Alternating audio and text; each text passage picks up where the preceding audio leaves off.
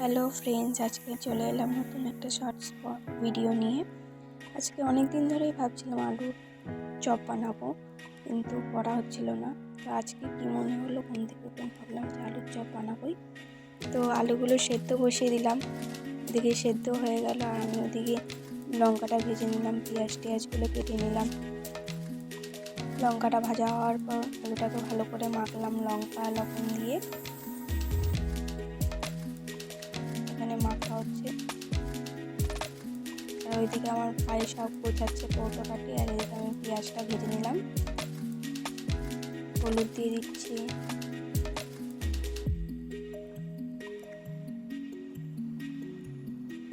সামান্য গুঁড়ি লঙ্কা দিয়েছি, কারণ শুকনো লঙ্কা দিয়ে মেখেছিলাম কিন্তু ঝাল হয় কিনা। হালকা বাদাম দিয়ে দিয়েছি।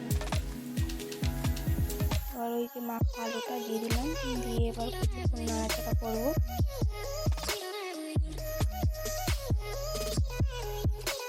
আলুটা দিয়ে এবার ভালো করে ভালো করে আলু মাখার মতন করে মেখে নেবো কড়াইতেই।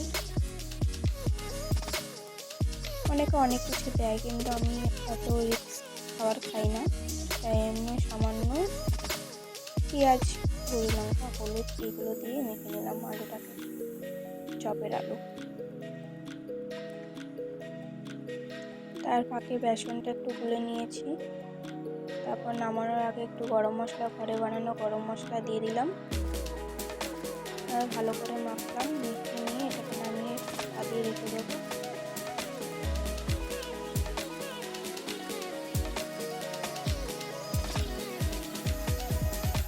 নামিয়ে নিলাম। চারিদিকে মা পুর করছে, আলুটাকে ভালো করে দোকানের মতন করে আলুর চপ বানাচ্ছে। আমার কাজ ছিল ওইটুকুনি আলু চালা পর্যন্তই। এবার মা পুরোটা করবে।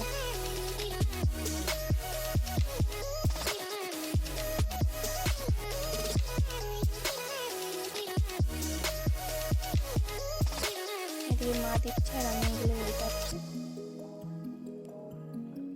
একটা হয়ে গেল। আর বাবাকে দিলাম যে টেস্ট করতে। বাবা দিয়ে খেয়েছে আর গরম লেগে গেছে, মুখে ছ্যাঁকা লেগে গেছে। এদিকে বলছে যে ভালোই হয়েছে। আর মা আবার পেঁয়াজি ভাজার জন্য পেঁয়াজ কেটে, তো পেঁয়াজি ভাজা হয়ে গেল। এটা হলো ফাইনাল লুক। তো সবাই বলছে ভালো হয়েছে। আবার ফিরে আসে নতুন ব্লগ নিয়ে। টাটা।